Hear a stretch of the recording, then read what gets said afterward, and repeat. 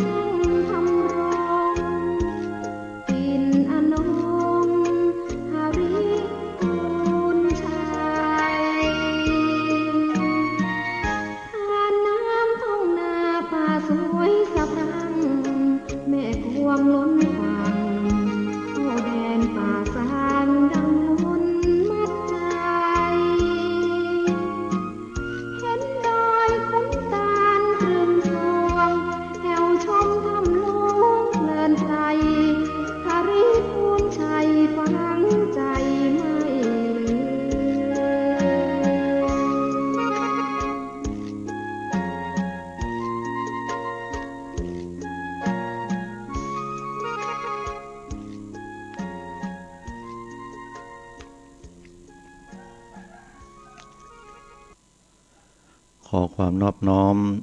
จงมีแด่องค์สมเด็จพระสัมมาสัมพุทธเจ้าพระองค์นั้นขอนมัสการซึ่งพระธรรมอันเป็นคำสั่งสอนของพระผู้มีพระภาคและรำพึงระลึกถึงคุณของพระอริยสงฆ์เจ้าสี่กู้แปดจำพวกขอถวายความเคารพแด่พระเดชพระคุณพระเทพรัตนนายกหลวงพ่อเจ้าคณะจังหวัดลำพูนเจ้าอาวาสวัดพระธาตุธริพุนชัยถวายความเคารพแด่พระเดชพระคุณหลวงพ่อท่านเจ้าคุณพระเทพปริยัติเจ้าคณะจังหวัดเชียงใหม่เจ้าอาวาสวัดเจ็ดยอดพระอารามหลวงแต่ไตรไวสาหลวงพ่อท่านพระครูปริยัติยานุศาสตร์ที่ปรึกษาเจ้าคณะอำเภอเมืองเชียงใหม่เจ้าอาวาสวัดฝ่ายหินด้วยความเคารพท่านพระ ระครูสมุวิศวัตรวรกิจโจผู้อำนวยการสถานีวิทยุ 104.50 เมกะเฮิรตซ์รองเจ้าอาวาสวัดฝ่ายหินตลอดจนถึงพระเถรานุเถระเจ้าคณะพระสังฆาธิการทุกตนทุกองค์เจริญสุขสวัสดีอุบาสกอุบาสิกาปออกไม่ออกคณะศรัทธาญาติโยมผู้แสวงหาธรรมอันเป็นหนทางไปสู่ความพ้นทุกข์ทุกท่านขณะนี้ท่านกำลังติดตามรับฟังรายการใต้ห่มพระรัตนตรัยออกอากาศกุเจ้าของวันพุธเวลา 5 นาฬิกาจนถึง 6 นาฬิกาเป็นเวลา1 ชั่วโมงด้วยกันดำเนินรายการโดยอาตมาภาพอนาลัยสาธุชนสามารถติดตามรับฟังรายการได้ทางสถานีวิทยุเพื่อการศึกษาพระพุทธศาสนาและวัฒนธรรมคลื่น FM 104.50 เมกะเฮิรตซ์วัดฝ่ายหินขออนุโมทนากับผู้อำนวยการมาณโอกาสที่นี้โดยท่านพระครูสมุวิศวัตรวรกิจโจและสถานีวิทยุกระจายเสียงคลื่น FM 90.75 เมกะเฮิรตซ์เสียงป่าสางก็ต้องขออนุโมทนาขอบคุณกับคุณยมรัตดาอินตงามเจ้าของสถานีมาณโอกาสนี้และสถานีวิทยุกระจายเสียงทุกๆคลื่นสถานีที่ทำการกระจายเสียงออกอากาศอยู่ณขณะนี้โดยสาธุชนญาติโยมสามารถติดตามรับฟังรายการแล้วก็สามารถโทรเข้ามาในช่วงท้ายรายการได้ที่หมายเลขโทรศัพท์096-683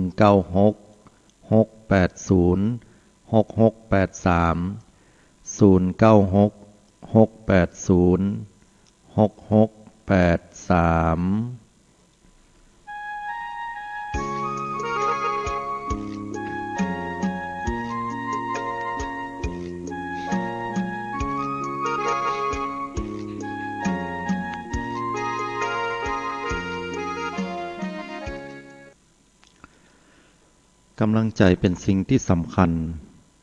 ทุกๆครั้งในยามที่เฮารู้สึกอ่อนล้ารู้สึกว่าจะก้าวไปบ่ไหวเหน็ดเหนื่อยเหลือเกินจะปึ้งปี่ก็เจ็บท้องจะปึ้งน้องก็เจ็บใจจะยะจะใดยันดีบ่ายหน้าไปหาไผก็บ่ฮู้ว่าจะไปปึ้งไผได้กำลังใจของเฮาก็จะหมดลงบางครั้งคนเฮาเนี่ยภายนอกอาจจะพอแล้วเป็นคนที่แข็งแกร่งคนนี้ยังมามีความแข็งแกร่งกำอู้กำจ่ายังมาดูเป็นคนที่อู้จาได้อย่างฉะฉานกำอู้กำจากำกึดอย่างต่างๆยังมาดูโดดเด่นพอแล้วบ่น่าจะมีปัญหากับชีวิตฝ่ายบป.ยังเป็นที่ปรึกษาให้กับคนแห่งหลายๆคนบอกว่าจะเป็นเรื่องน้อยเรื่องใหญ่ถ้าได้คนนี้มาช่วยแล้วก็เป็นอันว่าทะลุปุโปร่งช่วยเหลือกำกึดกำอ่านแนะแนววิธีตลอดจนถึงแนวทางในการดำเนินชีวิตการแก้ไขปัญหาให้เฮาได้อย่างถูกต้องหรือเป็นแนวทางที่ดีตลอดมาแต่หารู้ไหมว่าบุคคลดังกล่าวนั้นแม้ว่าจะมีความแข็งแกร่งเพียงภายนอกเพียงใดแต่ว่าในใจลึกๆคนนี้ก็อาจจะบ่สามารถที่จะก้าวล่วงปัญหาอุปสรรคตัวเก่าไปได้บางเรื่องบางครั้งนั้น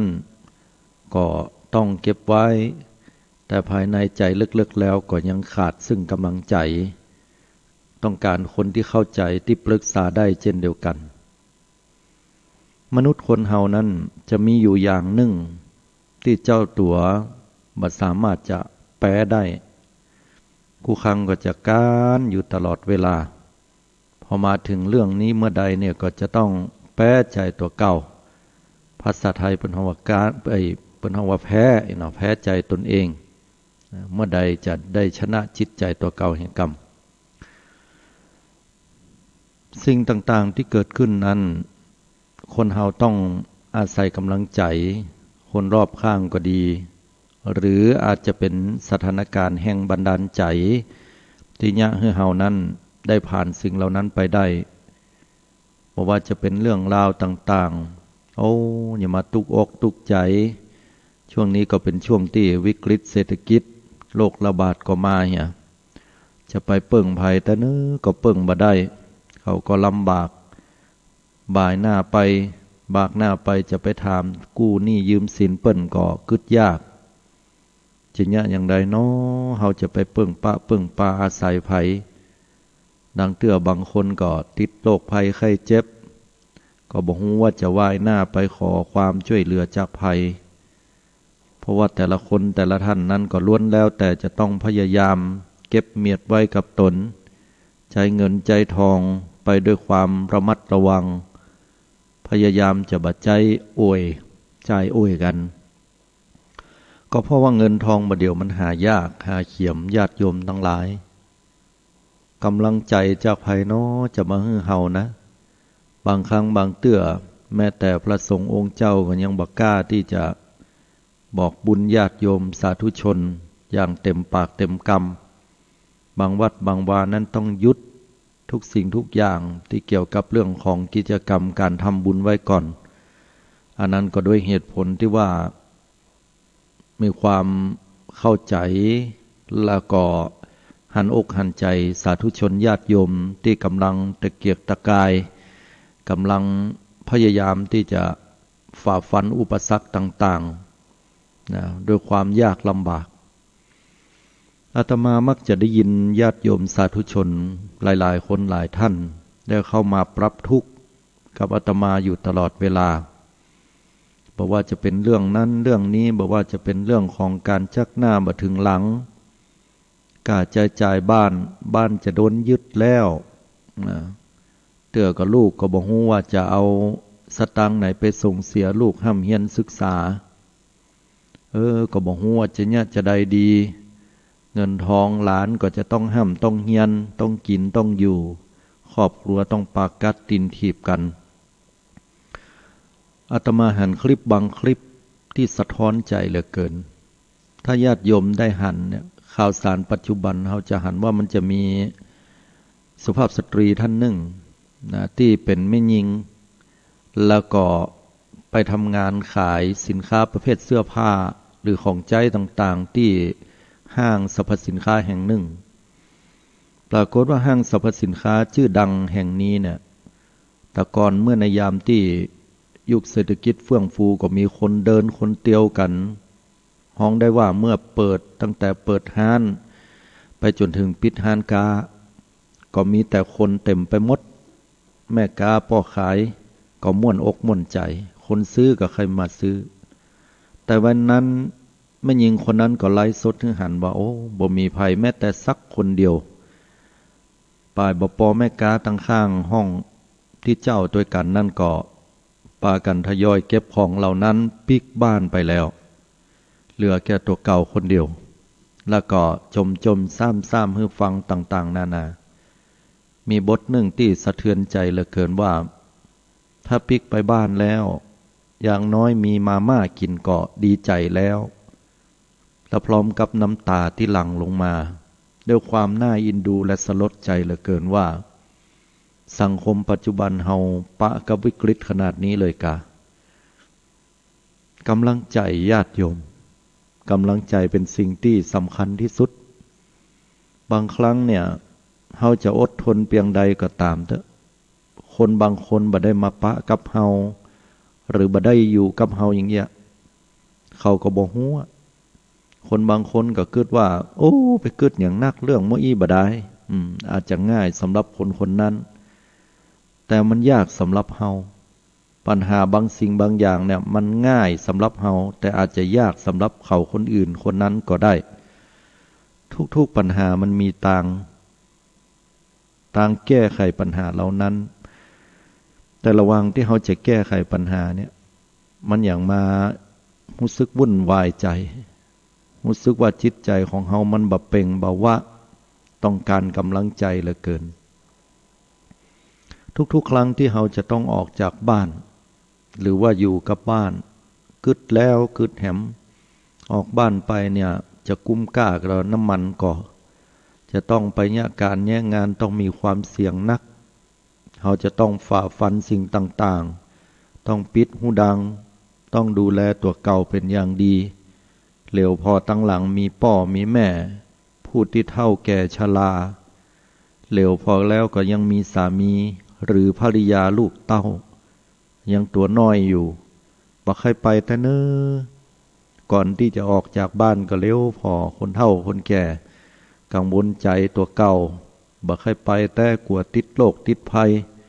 ที่สำคัญยังบอกฮู้ว่าขาปิกมาเนี่ยจะเอาโรคเอาภัยอย่างมาฝากพ่อฝากแม่โดยความบ่ได้ตั้งใจก็จะเอาอย่างมาฝากฮื้อผัวฮื้อเมียตัวเก่าโรคภัยเหล่านั้นจะมาแปดมาเปื้อนฮื้อลูกก่อนในยามที่เฮาฮื้อนมกินหรือว่าเฮาได้ป้อนข้าวป้อนน้ำละอ่อนสปะที่จะต้องกึดญาติโยมเป็นความน่าหันอกหันใจซึ่งคนไทยของเฮาและทั่วโลกมันเป็นความเจ็บปวดใจและบางครั้งก็ต้องการกำลังใจน้อยๆกำอู้บางกรรมเนี่ยอาจจะพลิกชีวิตคนตึงชีวิตได้กำอู้บางกรรมอาจจะทำให้จิตใจที่ห่อเหี่ยวประดุจดังต้นไม้ที่บ่ได้รับการหดน้ำจะตายบ่ตายแลพอมีฝนลงฤดูหรือไผ่สักคนหนึ่งผ่านไปทั้งนั้น แล้วก็ได้นำเอาน้ำดื่มที่เหลือจากขวดเหี่ยน้อยซึ่งเปิ้นกินจนอิ่มแล้วก็ทอกลงมาก็ยังดีกว่าก็ยังให้เกิดความชุ่มชื่นกับต้นไม้ต้นนั้นได้ฉันใดคนเฮาก็เช่นเดียวกันญาติโยมกรรมอู้บางกรรมการกระทำบางสิ่งก็เป็นเหตุเป็นปัจจัยย่างให้คนที่กำลังหมดกำลังใจนั้นจะได้ลุกขึ้นก้าวสู้ต่อไปเฮามักจะหันคนบางคนที่มีปัญหาลุมเล้าในชีวิตนักก็มาอู้มาระบายให้เฮาฟังยังก็บอกว่าเรื่องผัวตัวเก่าเรื่องเมียตัวเก่าเรื่องลูกเต้าเหล่าหลานเฮาไม่เคยได้ยินมาอู้ให้เฮาฟังอย่างเหมือนหูเหมือนใจบ่ม่วนแต่พอเขาอู้ไปแล้วเฮาก็ได้ก็อยู่นั่นน่ะพอมันมาอู้เฮาฟังสัก10 กว่านาที20 นาทีมันก็ปิกไปพร้อมกับรู้สึกว่าจะสบายใจขึ้นทั้งที่เฮาไม่ได้ปากอย่างเฮาก็บอกว่าฟังมันญาติโยมทั้งหลายคือรับรู้ไว้ว่านั่นล่ะคือการเสียสละที่เฮายังเปิดใจฟังเปิ้นเพราะว่าบางครั้งความอัดอั้นตันใจนะมันก็จะล้นออกมามันล้นตึงจิตใจออกมาตั้งตามันกลายเป็นน้ำตาที่ปาดท่ามกลางความเสียอกเสียใจ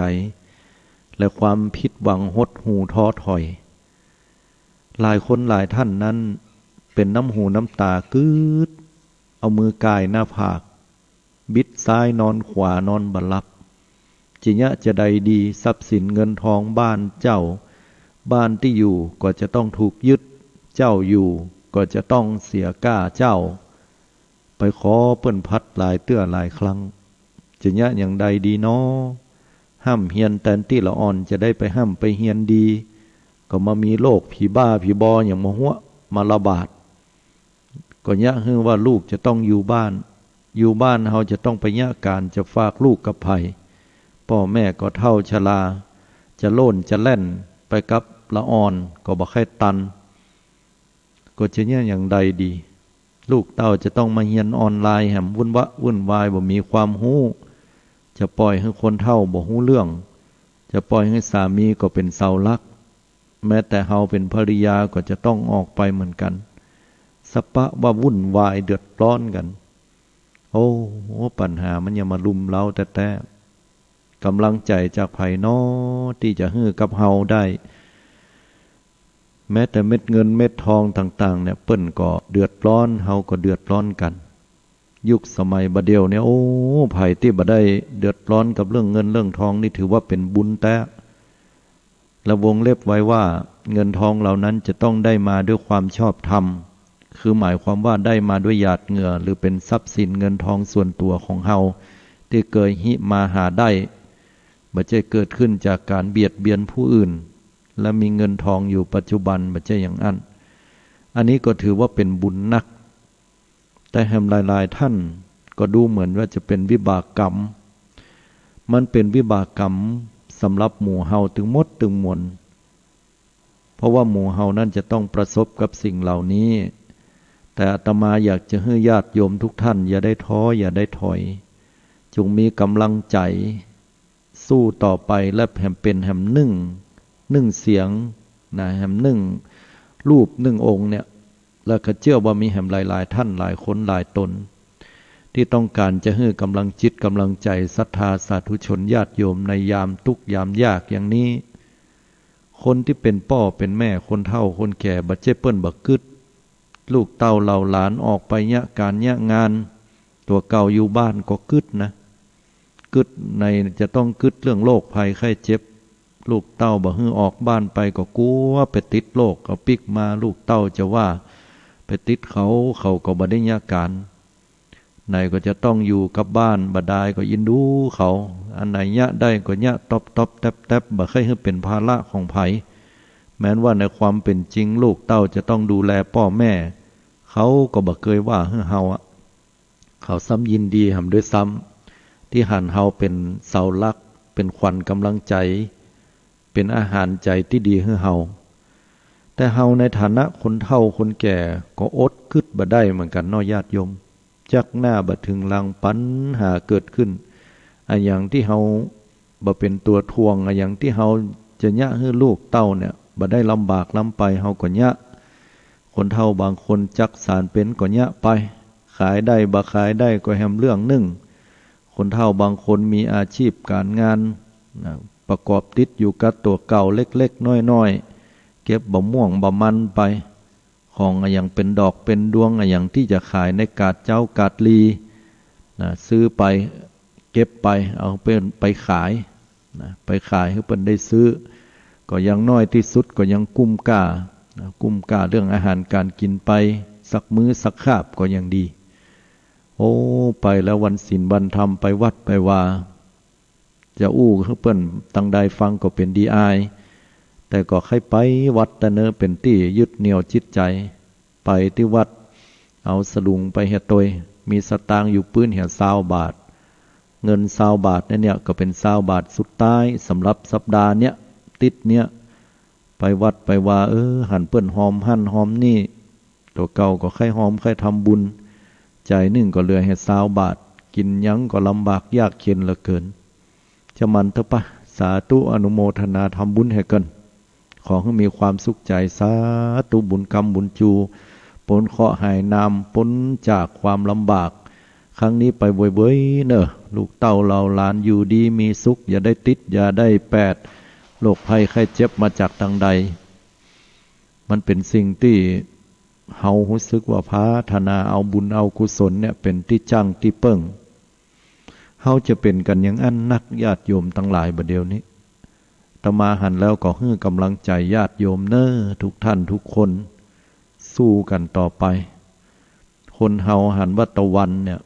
มันมีอันที่จะตกดินได้แต่มันก็ขึ้นได้เหมือนกันญาติโยมบัดเดี๋ยวนี้เฮาอาจจะตะวันอาจจะบ่ตกดินด้วยซ้ำไปแต่ว่ามันมีมรสุมมีพายุหรือฮ้องว่าลมหลวงมามีตึงบ่าเฮ็บมีตึงลมแห้งปะทอมืนหูมืนตาบ่ได้เฮาจะต้องมีเกาะมีกำบังลบหลีกเลี่ยงภัยธรรมชาติเหล่านี้เพื่อที่จะให้มันผ่านพ้นไปหลังจากนั้นแล้วเฮาจะปะว่าต้นไม้ต้นตอกกิ่งก้านหักตกลงผลหมากรากไม้ที่ปลูกก็หล่นก็ตกลงมาบ้านจองหอเฮือนอาจเสียหายหลังคาปิวพ่องคือแปรก้านฟ้าอย่างต่างๆชำรุดพังไปหรือแม้แต่อาจจะมีบางสิ่งบางอย่างต้องแตกต้องม้างเฮาก็ต้องก้อยซ่อมก้อยแปลงข้อนี้ฉันใดบัดเดี๋ยวนี้เฮาปะกับวิกฤตปัญหาต่างๆรุมเร้าเศรษฐกิจบ่ดีโรคภัยไข้เจ็บมาถึงเฮาจะยังมืนหูมืนตาบ่ขึ้นก็ต้องอดทนจนกว่ามันผ่านไปได้เฮาก้อยมาเยียวยาก้อยมาเริ่มสร้างกันแห่มกำหนึ่งกำลังใจเป็นสิ่งสำคัญสาธุชนญาติโยมขอให้เฮามีศรัทธา ศรัทธาที่แปลว่าความเชื่อมั่นคือมีความเชื่อมั่นอันยั่งลงต่อพระรัตนตรัยคือพระพุทธเจ้าพระธรรมพระสงฆ์ความเชื่อมั่นอันยั่งลงในพระรัตนตรัยเนี่ยมันเกิดขึ้นได้จากอย่างเกิดขึ้นได้จากปัญญาอันเป็นเครื่องพิจารณาสิ่งต่างๆว่าที่พระพุทธเจ้าได้ทรงตรัสสอนอันฮ้องว่าพระธรรมและพระสงฆ์องค์เจ้าที่เปิ้นได้นำเอามาเผยแผ่สอนเฮานั้นมันเป็นสิ่งที่แท้ก่อพิจารณาอย่างใดพิจารณาถึงเรื่องของเราสัตว์มีกรรมเป็นของตัวเก่าคำว่ากรรมมีถึงกรรมดีและกรรมบดีกรรมดีฮ้องว่าบุญกรรมบดีฮ้องว่าบาปหรืออพยากตกรรมแปลว่ากรรมกลางๆบ่บุญบ่บาปทีนี้ส่วนนักแล้วเฮาก็จะหันว่าโอ้มันมีถึงบุญถึงบาปให้กับชีวิตเฮาวางไหนก็ตามอย่างบะเดียวเนี้ย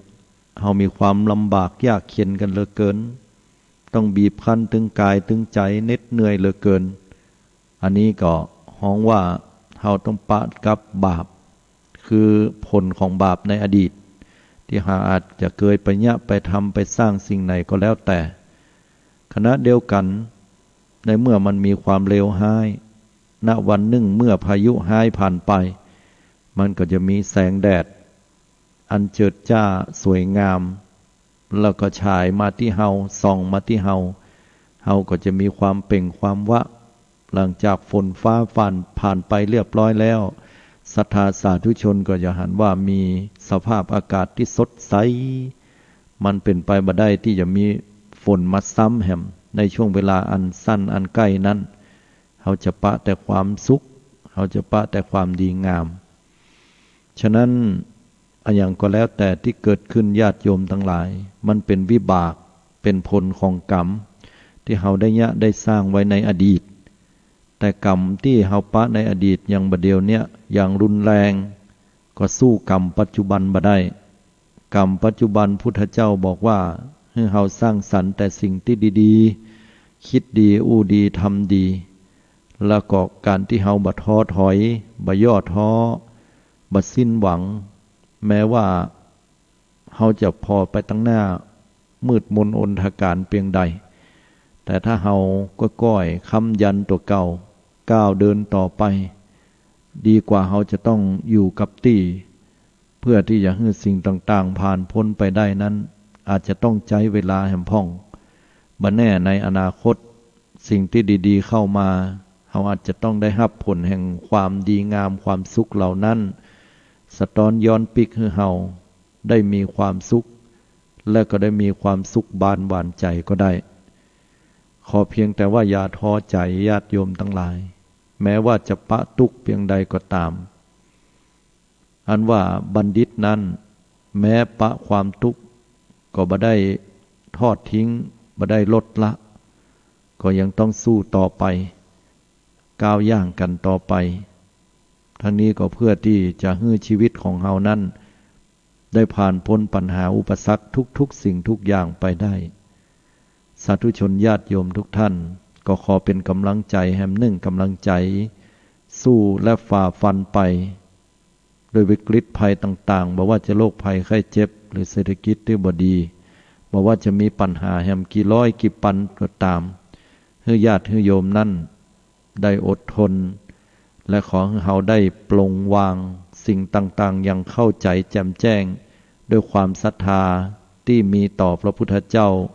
พระธรรมพระสงฆ์ด้วยปัญญาที่มีต่อพระพุทธเจ้าพระธรรมพระสงฆ์เพราะทุกสิ่งทุกอย่างยิ่งยึดก็ยิ่งหนักยิ่งเจ็บปวดแต่เมื่อใดเฮาปลงวางได้นักเท่าใดก็ยิ่งจะสบายใจก็ยิ่งจะมีแต่ความโล่งความว่างความบ่ยึดติดบ่บีบรัดบ่ทำให้เฮานั้นเจ็บปวดหรือเป็นทุกข์การปลงวางคือจิตใจที่สบายวางลงที่ใจแต่ทำที่กายความหมายคือแม้ว่าจะทุกข์กายเพียงใดเฮาต้องหากินเฮาต้องพอเฮาต้องทำเฮาต้องเว้นเฮาต้องระมัดระวังสิ่งต่างๆเหล่านั้นแต่ว่าใจเฮาปลงเฮาวางเฮาเข้าใจธรรมชาติสิ่งต่างๆ เหมือนอุปมาเหมือนกับผู้สูงวัยอายุ70-80ที่ละอ่อนน้อยปาดน้ำตาให้เข้ามากอดแล้วก็ฟ้องว่าพี่ก็ดีน้องก็ดีเพื่อนก็ดีได้เคี้ยวหัวได้ยะหัวหื้อเฮาก็ปลอบใจหลานน้อยพอปลอบใจเรียบร้อยแล้วละอ่อนมันดีกันก็ล่นไปเล่นพร้อมกับรอยยิ้มของเฮาคนเฒ่านั้นยิ้มอย่างเข้าใจโลกผ่านมาหมดแล้วแต่ก่อนจะต้าวเป็นใดเปิ้นก็จุว่าหนูล่นไปพุ่นละจะพิษหัวกันยังใดเปิ้นก็ยังปลอบอกปลอบใจให้กันอันนี้ก็เพราะว่าผ่านประสบการณ์มานักญาติโยมของเฮานั้นพอโลกของเฮานั้นอย่างช่ำชองอย่างเข้าใจแล้วก็ปลงวางลงด้วยใจที่บ่เป็นทุกข์ปลงวางลงด้วยจิตใจที่เป็นกลางปลงวางลงด้วยความเข้าใจอย่างแจ่มแจ้งทุกสิ่งทุกอย่างมีการเกิดขึ้นด้วยความที่เฮาบ่คาดหวังหรือมันเกิดทุกข์ขึ้นแต่ถ้าเฮาวางลงความทุกข์เหล่านั้นก็ผ่อนคลายจะเกิดอะไรอย่างขึ้นก็ตามทำให้มันดีที่สุดเมื่อมันดีที่สุดแล้วเฮาก็ถือว่าเต็มที่กับสิ่งเหล่านั้นแล้วก็บ่ต้องไปเสียใจนะเพราะถือว่าเฮาได้พยายามอย่างเต็มที่ขอเพียงว่าเฮาจะบ่สร้างเหตุในสิ่งที่บ่ดีบ่ใช่ว่าเฮาปะปัญหาอุปสรรคเงินทองจักหน้าบ่ถึงหลังแล้วไปปล้นร้านทองปล้นธนาคารนะหรือไปคดไปโกงผู้อื่นแทนที่ว่าจะได้แก้ปัญหาได้แต่กลายเป็นว่าการแก้ปัญหาแบบฉาบฉวยบ่ได้เป็นการแก้ปัญหาที่ถูกต้องยั่งยืนปัญหาเหล่านั้นก็ปิกปอกขึ้นมาด้วยวิบากกรรมอันรุนแรงแทนที่จะยะฮือครอบครัวนั้นมีความสุขก็เพิ่มภาระแหมเพราะว่าตัวเก่าต้องไปอยู่ในคุกในคอกจะต้องได้ไปปะปัญหาแหมนักเกิดขึ้นกับคนตั้งหลังตัวฉะนั้นอดทนนะญาติโยมทุกท่านบอกว่าหนุ่มกำล่ำกองคนเฒ่าคนแก่อาตมาขอเป็นแหมหนึ่งกำลังใจให้ทุกท่านก้าวสู้ต่อไปอย่าท้อถอยในภาวะเศรษฐกิจภาวะโรคระบาดแห่งสังคมปัจจุบันแบบนี้ขอเฮามีความเชื่อมั่นในตัวเก่าเชื่อมั่นในพระพุทธพระธรรมพระสงฆ์และมีปัญญาพิจารณาถึงสิ่งต่างๆเฮาก็จะก้าวล่วงข้ามพ้นไปด้วยกันได้เนาะขอให้กำลังใจศรัทธาสาธุชนทุกท่านไว้ณโอกาสนี้ตัวเนอเอาละสาธุชนญาติโยมทุกท่านสัปดาห์ที่แล้วอาตมาภาพเนี่ยบ่ได้มาปะศรัทธาญาติโยมด้วยเหตุผลคืออาตมาไปรับวัคซีนป้องกันโรคระบาดโควิด -19 ก็เป็นแอสตราเซเนกาซึ่งก็มีเอฟเฟกต์ก็คือผลข้างเคียงที่เกิดขึ้นนะก็มีอยู่แต่มันบ่ได้เป็นไปในทางเลวร้ายนั่นก็คือมีไข้เป็นไข้นักแล้วก็มีอาการอยู่ประมาณ 2-3 วันด้วยกันปวดหัวพ่องเจ็บเนื้อเจ็บตัวพ่องปวดเข่าปวดแข้งปวดขาอันนี้ก็ตามเหตุปัจจัยนะที่เราได้ไปฉีดวัคซีนป้องกันโรคภัยไข้เจ็บตามที่เราได้รับรู้กันแต่นำมาณวันนี้ก็ได้มาจัดรายการนะให้กับทุกท่านได้สดับรับฟังกันภายอยู่ตั้งใดพ่องที่ไหนโทรเข้ามาตักตายกันได้ญาติโยมสาธุชนมาให้กำลังใจซึ่งกันและกันนะมาเล่ามาอู้มาจาด้วยกันเนาะ7631โทรเข้ามาเบอร์แรกขออนุญาตรับสายเจริญปอนโยมฮัลโหลโยมฮัลโหลโยมต้องปิดวิทยุแห่งกรรมหนึ่งโยมจะงงละ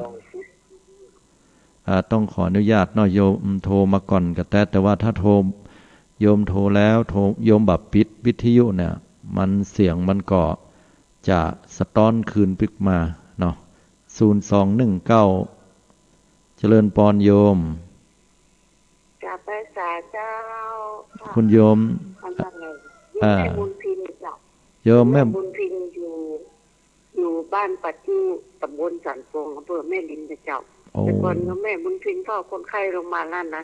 เพิ่นเสียไปแล้วคุณแม่ก็ได้มาอยู่บ้าน การที่ก็ไปเฝ้าญาติเป็นที่บ้านแม่ลินมันอยู่เนาะไปเป็นเชื่อเขาทนสู้กันนะท่านมันเป็นกันคนเดียวเขาจะไปจมอย่างไปว่าอย่างมันจะได้เงินขึ้นมาแล้วหนูก็ยอมพ่อที่บ้านยอมพ่อก็เกษียณแล้วงานอย่างก็แก๊กมีนอปลูกนอพ่องมีกล้วยอย่างกับแบ่งให้คนที่มีพระคุณเราเปิดนี้อย่างเกินการอะไรนี้อย่างนี้เรากินเขามาจะกินเข้ากันเชี่ยงเป็นวันละลิตร2 ลิตรแล้วค่ะแม่นละคือไข่ต้มเนี้ยแกงเนี้ยกันละใช่ละอาตมาก็หันว่าถูกต้องเพราะว่ามันจะเหมือนกับยุคสมัยตะก่อนที่เปิ้นว่าเฮาแบ่งแกงไปให้คนแหมข้างบ้านถ้วยก็เดี๋ยวเฮาจะได้กินแกง2 ถ้วยเพราะว่าเปิ้นก็แบ่งคืนมาให้เฮานะมันเป็นน้ำใจที่เผื่อแผ่ซึ่งกันและกันและให้กำลังใจซึ่งกันและกันเจ้านี่อย่างเฮาก็แบ่งกันอยู่คนที่คนที่เปิ้นมาที่บางคนเปิ้นที่เฮาก็บ่ต้องประณีตกับเปิ้นมันลำบากกันสมัยมันเดียวมันก็อยู่อย่างลำบากเฮาก็เตรียมตัวของเฮาใช่อย่าได้ก็เป็นกำลังใจให้กับคุณโยมเนาะบุญกรรมบุญจูเป็นกำลังใจให้ท่านเด้อทุกคนสู้ๆยังมีลมหายใจอยู่เจ้าสาธุสาธุอันนี้มาเป็นหนึ่งกำลังใจด้วยกันเนาะอนุโมทนาเนื้อเปิ้นบอกไว้ว่ามันต้องไปจมไปอย่างมันนะเนี่ยไปทำไปข้างบ้านมีอย่างที่เขาจะเอื้อเฟื้อเผื่อแผ่เปิ้นก็เนี่ยไปของกินเฮานึ่งข้าวหม้อนึ่งไหนึ่งบ่เจ้าบ่เสี่ยงถึงหมดนะเฮาก็แบ่งควัดไปให้เปิ้นพ่องนะปันกันแบ่งกันเดี๋ยวอันนี้เป็นน้ำจิตน้ำใจมันเป็นกำลังใจญาติโยมอนุโมทนาเน้อกับสิ่งที่ทำนะ2995เจริญปรโยมน้ำมันประกาศเจ้าว่าแสนชื่ออย่างคุณโยมแม่น้อยบ่สร้างเจ้าแม่น้อยบ่สร้างถามว่าจะได้จ้าวันนี้ท่านที่จะเป็นอย่างนอกว่าได้ก่อสบายดีกับเจ้าก็สบายดีฮะสบายดีท่านละอ่อนทั้งบ้านเนี่ยเขาก็เมื่อยไข้ไปแล้วเขาก็หายแล้วนะ2 เข็มละหมายถึงเอฟเฟกต์มันก็ผลข้างเคียงการรับวัคซีนไวรัสโคโรนาเนี่ยนะมันหนอกไม่ถึงเลี้ยนท่านจะไปฉีดหายละคือสำหรับอาตมาแล้วเนี่ยอาตมาก็หายละเป็นปกติโยมเป็นอยู่แค่2 วัน2 วั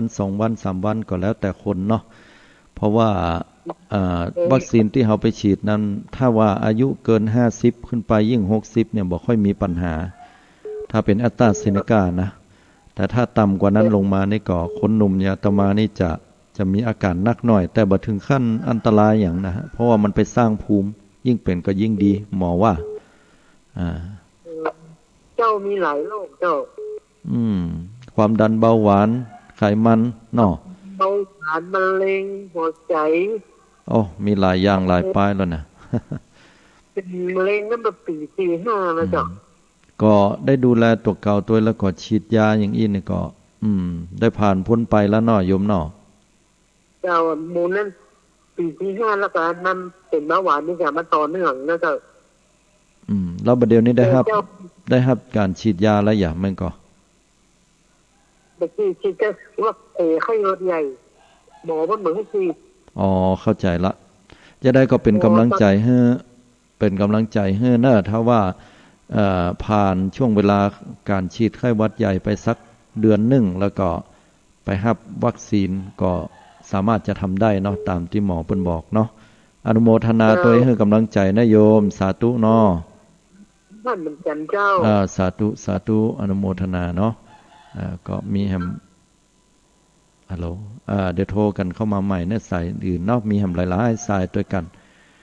บุญกรรมบุญจูกับทุกท่านทุกคน3 2 1 5เจริญปร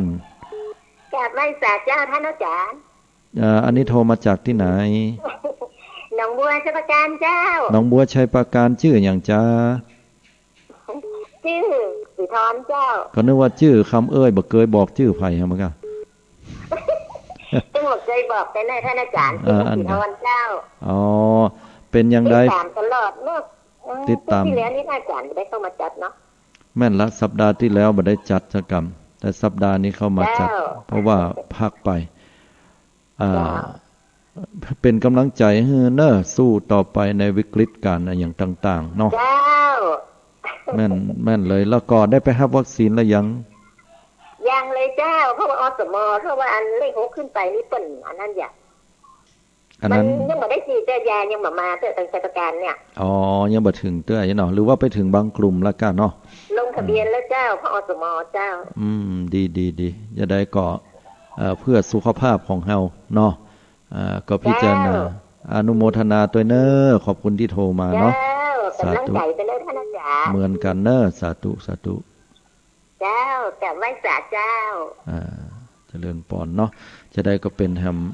หนึ่งกำลังใจให้กันและกันนะในการที่เฮาจะดูแลสุขอนามัยสุขภาพของเฮาหลายๆท่านหลายคนก็ได้รับวัคซีนนะแต่ละอย่างไปก็บางท่านก็เป็นวัคซีนต่างเลือกที่มีข่าวว่าเพิ่นจะมาอันนั้นก็อยู่ที่ดุลพินิจของเฮาของแต่ละท่านเนาะว่าจะเปิงใจอันไหนอย่างใดเพราะโรคประเดียวมันก็มากันนักบางท่านก็มีโรคภัยไข้เจ็บรุมเร้าหลายอย่างก็คิดว่าบ่เคยฉีดนะก็เป็นเรื่องที่เฮาจะพิจารณากันด้วยตัวของเฮาเองเนาะดูความเหมาะสมต่างๆหลายสิ่งหลายอย่างและความเสี่ยงตัว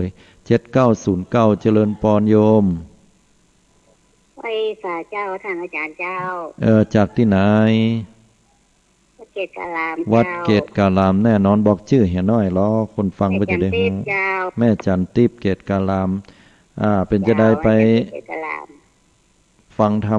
มะวันนี้ทางอาจารย์ที่ข้างอาจารย์อูนะแม่อายุ86นะมันกำลังมันถอยลงก็การให้ร้อนไปอะไรเจ้าได้เนี่ยอย่างพ่องตั้งบ้านเนี่ยต๊อบแต๊บเนาะการบ้านแค่กินเนี่ยว่าอย่างนั้นขาดอันนั้นนี่ได้อันนี้สวยกว่าเนี่ยสวยอันเดียวเจ้าเนาะเฮาบ่ได้คือเป็นภาระอย่างเขาเฮาเนี่ยได้กว่าเนี่ยแต่โอ้80ปลายนี่ถือว่าแม่นเนาะมันก็อีเนี่ยแล้วก็อีก็เนี่ยตามที่เนี่ยได้เนอะไปให้มันอิดล้ำไปเนาะล้มป่วยก็ลูกหลานจะเป็นห่วงไปทำแต่ก็บ่เนี่ยอย่างเลยก็รู้สึกว่ามันใกล้เหมือนกันนะถ้าเจ้ามันใกล้อยู่ได้แล้วก็ใกล้บางทีต้องได้ไปที่ไหนก็เจ้าแม่เนาะไปแอวหาอุ้ยเกียงไปแอวหาอุ้ยคำข้างบ้านก็ยังบ่กล้าได้เจ้านั่นเนาะอย่าได้ก็เป็นกำลังใจให้เนออนุโมทนาสาธุท่านอาจารย์เจ้าเช่นเดียวกันสาธุเจริญพรอันนี้เพิ่นก็เป็นที่น่าอนุโมทนาเนาะกับการที่ได้โทรเข้ามาให้กำลังใจเน็ดเหนื่อยน้อยแต่เฮามีความสุขใจก็เป็นที่น่าอนุโมทนาเนาะเนี่ยไปทำไปบางคนว่าบ่คือคนเฮาอีหยังเนาะคือเพิ่นนั่งอยู่กกงกบ่ได้เพิ่นก็ง้อมเหมือนกันเนาะกลัวสมองจะฟ้อมีหยังเนี่ยได้ก็เนี่ยที่มันบ่นักหนาป้าป้านเนาะ01เดี๋ยวก่อนเด้อขออนุญาตรับสาย7631เจริญปรฮัลโหลจำปองจำได้แม่เสียวโดยสเก็ตแม่เสียวเดี๋ยวก่อนถามชื่อแม่เสียวทำก้ามาชื่อจำได้แต่ชื่อโดยสเก็ตชื่อแมนเดี๋ยวเนออันชื่ออย่างก็แม่หลงชื่ออย่างน่ะไปเดินยื่นหมูคือการยายทำให้ดีพูดแล้วทำออกสักกรรมน้องได้ออกสักกรรมอันวันพุธแล้วนี่แมนก็ฟังอยู่ออกวันคนเดียวลูกมันหนึ่งเขาแล้วเรื่องที่ย้านยายแบบไปลงสักกรรมมาพออยู่คนเดียวเกิดเป็นอย่างไปเพราะอย่างมันอยู่คนเดียวกะก็จะได้ขอให้พี่กำลังใจเหรอเนอะยายคือดีนะผมมาจะเนอะปินยังกำลังใจเข้าใจสาธุเนอะอยู่ดีมีสุขเนอะสาธุ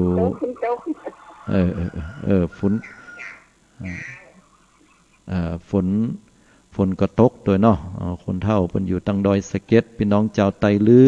เพิ่นว่าเพิ่นอยู่คนเดียวเป็นดีน่ายินดูเนาะดูแลสุขภาพให้ดีๆเนอะดูแลสุขภาพให้ดีๆพอก้อยตัวเก่าตุกหนึ่งเข้าแล้วเพิ่นว่าแหมลายสายที่พลาดไปต้องขออภัยเนอะโทรเข้ามาแหมกรรมเนาะโทรเข้ามาจัดนักเหมือนกันบางครั้งก็บ่สะดวกที่จะรับเนาะเพราะว่ากำลังสนทนาอยู่กับแหมสายนึงอยู่โทรเข้ามาใหม่เนอะบอกเบอร์ให้หน่อยเนาะ096669 068066835913เจริญปอนโยมไว้สาเจ้าท่านพระครูเจ้าจากไหนจากปะคอยใต้เจ้าปะคอยแดงยายแดงปะคอยใต้เจ้ายายแดงดอกตะล่อมนั่นเนาะแม่นดอกตะล่อมเจ้าเดิมบ่มีแห้งมีเหี่ยวเนาะเจ้าดอกตะล่อมแห้งเหี่ยวเจ้าอันฝนตกก็เจ้าตกฮะที่วัดอาตมานี่รู้สึกว่าตื่นมาแต่บ่ได้พอนาฬิกานะเข้าใจว่าคงประมาณตี 1 ตี 2นี่ก็ฮะหรือเที่ยงคืนเนี่ยบ่ฮู้ว่าเพราะว่าฝนตกแม่นละตะกี้ก็ตกอยู่เดี๋ยวนี้รู้สึกว่าจะยั้งละตกทั่วหมดดีอกดีใจตลอดเจ้ากะเฮาเป็นคนเฒ่าเขาก็บ่ออกไปไหนจะไปตากแดดตากฝนเดี๋ยวจะบ่สบายเนาะแม่นแล้วแหมยางมันมื่นตยเนาะเดี๋ยวพอเลิศต้าวนี่คนเฒ่าไปฮื้อต้าวแต่นายโยมต้าวความนานี่ยังพอว่าถ้าต้าวก้นกระแดกกับปื้นเหนียวกระดูกทั้งหลังมันจะสุดง่ายโยมเพราะว่ากระดูกเฮาบางลงโดยเฉพาะคนเฒ่าไม่หญิงเนาะก็ยกเธอแข่งขาก็บ่ดีเนาะ70ปลายแล้วล่ะยายนะอันกะเป็นกำลังใจ70เท่าใดจ๋าฮะ70เท่าใด73เจ้า73ก็เนื้อ37นี่บ่จ๊ะน่ะเจ้ายังได้เป็นกำลังใจให้เน้ออยู่ดีมีสุขเหมือนกันเน้อบุญกรรมบุญจูเน้อเจริญพรทุกสายที่โทรเข้ามาเนาะก็ล้วนแล้วแต่ให้กำลังใจซึ่งกันและกัน0193คุ้นๆนะเจริญพรเดินประการเจ้าพระอาจารย์สบายดีจากสบายดีจากทางใดเนี่ยจากดอยสะเก็ดไปข้างน้ำเจ้าเนี่ยก็ว่า0193ว่าข้างน้ำน่ะแม่นแต่ขอชื่อแห่มกำ1มาชื่อแม่บุญส่วนเจ้าแม่บุญส่วนอีเนาะจ้าอยู่ดีมีสุขบุญกรรมจูปู่จานะอันถามก่อนฟังธรรมวันนี้เป็นยายใจอ่อนไปถึงวันนะเจ้าเนาะเอาไปใจอ่อนไปฟังอ่อนเจ้า ต้องสู้ไปตัวกันก่อนใจแข็งใจตั้งเกิดมันเกิดแล้วก็ดับได้นะเจ้าอาจารย์ถูกต้องหลักธรรมพุทธเจ้าในสอนว่ามีเกิดมีดับก็ต่อสู้ไปชิๆกันนะทำใจสบายๆนะเจ้าเนาะใช่บ่เครียดไปด้วยกันนะเกิดแห่ว่าอันคนอื่นเปิ้นก็ปะบ่เจ้าว่ามีเฮาคนเดียวเนาะเจ้า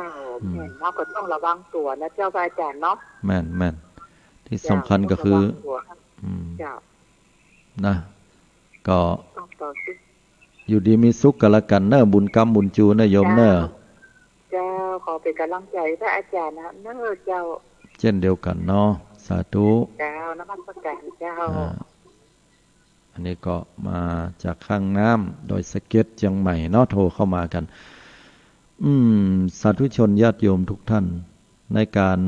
จัดรายการแต่ละครั้งก็มีความหมายสำหรับอาตมาเหลือเกินนะเพราะว่าญาติโยมเนี่ยได้มีกำลังใจจากธรรมะนะได้แนวทางแห่งการปฏิบัติญาติโยมก็โทรมาให้กำลังใจกันบ่ขาดนะเป็นกำลังใจซึ่งกันและกันเนาะ0966806683เนี่ยโทรเข้ามาละ1287เจริญปอนโยมเจ้ากับพระเจ้าท่านอาจารย์จากทางใดจากสันขยอมเจ้าสันขยอมชื่อหยังชื่อตกเหมือนกันได้ถามก่อนชื่อหยังก็จ้าจะมีเป็นนักขนาดเลยเจ้านะจ๊ะตอน3-4เอื้อนไปละเนาะถามก่อนว่าชื่อหยังกันน่ะชื่อหยังแม่จันทาเจ้าแม่จันทาโอเคฝนตกหลายฝนตกนักบ่มีลมเนาะตกนักขนาดไหนเดี๋ยวนี้ละจ้ะเดี๋ยวก่อนเน้ออันเอิ้นหรือว่าเอื้อนเนี่ยบ่เดี๋ยวเนี่ยถ้าเอิ้นนี่ยองนะฝนมันเอิ้นแล้วอย่ามีเห็นน้อยๆได้ฟังทันนะเจ้าไอ้คนไทยจะติดธุระเนาะตอนแรกก็จะโทรหาเก่งใจก็เลยโทรซะครับส่วนนักแล้วถ้านอกเวลาจัดรายการอาตมามักจะบ่ค่อยได้รับสายหรือได้รับแล้วบ่ค่อยได้อู้กับโยมกันตอนใดต้องขออภัยไว้ก่อนเน้อทุกท่านนะเพราะว่าอาตมาจะมีธุระที่จะต้องทำหั่นน้อยนี่น้อยอีเนาะแต่ก็ ถ้าว่าญาติโยมมีธุระอย่างหรือจะห้องว่าปะกันในรายการก็จะดีกว่าไอ้การได้อู้ได้จ่ากันที่นี่เนาะจะท่านฉีดวัคซีนแล้วเนาะฉีดไป1 เข็มละเมื่อยแตกเมื่อยแตนท่านแต่ฉันได้ตีแต่เจ้านี่พูดเอาไปเดือนกรกฎาคมจะตีตกปวดเป็นโรคกระเพาะแล้วก็ปวดหลังอย่างตุ้ยในเจ้าพวกมันจะเป็นอย่างนี้นะเจ้าของอันโยมได้ของอันซิโนแวคหรือแอสตราเซเนกายังบ่ฮู้ตะเนาะยังบ่ฮู้ตะเนาะว่าเป็นยาวอย่างฮื้อเนาะจ้าอย่าได้ก็เป็นกำลังใจให้กันละกันเน้อเนาะเหมือนกันเจ้าโชคดีเนาะสาธุสาธุ8075เจริญปอนไปเจ้าฟังอยู่ที่ไหนแจ้โฮมโอ้ลำปางพุ่นกะเดี๋ยวกันถามก่อนอีแม่ชื่อหยังก็แม่จันฟ้องจ้ะแม่จันฟ้องอีกะจ้านามสกุลละออ๋ออยู่ตั้งพุ่นนี่ฝนตกก็นะเนี่ยตกจังนี่ตกมันเห็นบ่ตก1 ทีนึงจ้ะอ๋อตั้งเพิ่นก็ตกบะลงมาเนี่ยมันก็หายเนี่ยน่ะจ้ะเจ้าฟังคนในวันเนี่ยจ้ะตอนนั้นน่ะตกอีก2นี่ฟังนี่อย่าฝนจะดีนะแม่นก็ว่าได้จ้ะขอบป้อนนี่แม่หวังดีมาหลอกให้เจ้าฟังเพิ่นแลกเปลี่ยนมันปึ้งอีเนาะแต่ว่าก็คงจะเป็นการแลกเปลี่ยนเนาะเป็นการยกตัวอย่างน้อยๆให้ฟังอีกอ่ะเนาะแต่จะได้ก่อหมอกบ่ให้บ่ดีนี่ก็ดีนะถ้านักไปก็รู้สึกว่ามันจะเฟ้อไปได้แม่แค่คนมองเองก็เข้าใจแต่อันนี้คล้ายตุกอีกเพิ่นอาจจะคล้ายตุกก็ได้เนาะเป็นการอื้อฮือกำลังใจกันนะกำว่ากันเนาะใส่ฟังเลยนะแม่นละแล้วอยู่ตรงพุ่นเนี่ยบัดเดี๋ยวนี้ฝนเอี้ยนล่ะกะบังซักมันเห็นบ่อันแหมบ่เอาหยังมากินเจ้าบัดเดี๋ยวเนี่ยสหาหยังมากินแม่ยังลูกเตี้ยลูกสาวลูกกรุงเทพมาเป็นปีใหม่ไปต้อมเดียวกันเลยกงเขาเนี่ยโอ้ลูกกรุงเทพมานี่ต้องได้กักตัว14 วันเหรอกะมันมาเป็นเนี่ยสงกรานต์นั่นแหละมาเมียสงกรานต์ละอย่าเหมือนอะละเนาะก็โทรหาคือไปนี่ต่อคนมันน่ะผมไปบ้านเฮามันก็ตายเขาก็มีกินบ่นั่นกะเนาะถ้าจะทำนากันจักเนี่ยยะให้ยะนากันนะฝนจะมานี่ก็ยะกันไปเนาะ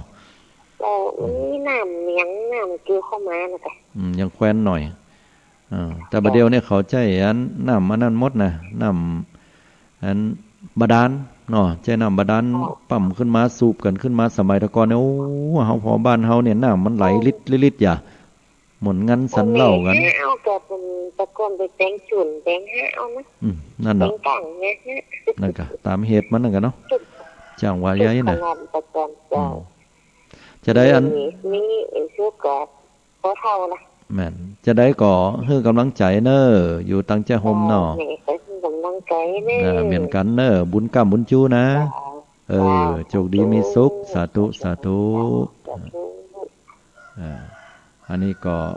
พี่น้องคณะศรัทธาตั้งใจห่มเนาะลำปางนะ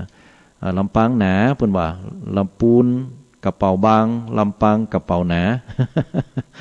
อันนี้ก็ถ้าอย่าแม่นนะเนาะอย่างนั้นนะแต่เชียงใหม่นี่เพิ่นตึงตุงตลอดนะพี่น้องเชียงใหม่เนี่ยนะตึงถ้าอย่าบ่เดือดร้อนเรื่องเงินเรื่องทองที่อู้นี่มันจะอย่างให้กำลังใจนะอย่าได้ก็โทรเข้ามากันได้ยังเหลือเวลาอยู่พ่องเนาะวันนี้ก็ฮับกันไปเรื่อยๆบางท่านโทรมาแล้วบ่ได้ฮับสายจะไปโทรเตือนเนาะ0966806683ได้มาอู้มาจากันได้ฟังแล้วมีกำลังอกกำลังใจนะบางท่านบางคนก็อยู่กับวิทยุเปิดละไว้หั่นน่ะอีน่ะเปิดละไว้หยังเจ้ามันบ่ได้ฟังก็อย่างน้อยก็เทวบุตรเทวดาฟังไปนี่น่ะ